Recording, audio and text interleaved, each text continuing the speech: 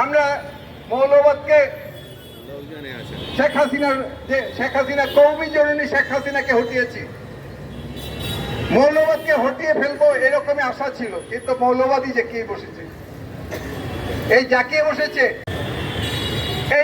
এই যে মুসলিম মৌলবাদ সারা বছর ইহুদি নাসারা বলতে বলতে তাদের মানে ভেড়া তুলে ফেলছে, কিন্তু যখন ইহুদি নাসারারা প্রকৃত মুসলমানদের উপর আক্রমণ করে, ইউনূসের অন্তর্বর্তী সরকার মানুষের উপর আক্রমণ করে, মার্কিন বাণিজ্য চুক্তি তখন কিন্তু তারা ওইটার প্রতিবাদ করে না।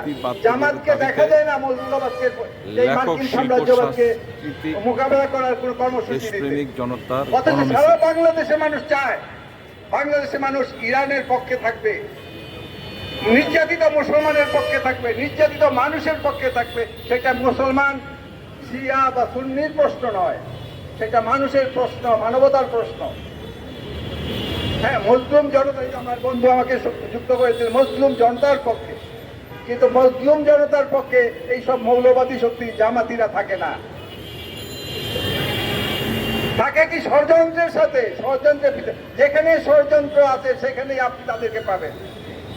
যাই হোক, আমি বক্তব্য দীর্ঘায়িত করতে চাই না। আমি চাই শুধু আন্তর্জাতিকভাবে মার্কিন সাম্রাজ্যবাদের সেই বহু রূপটাকে আপনাদের সামনে তুলে ধরতে। এই মার্কিন সাম্রাজ্যবাদকে রুখতে হবে।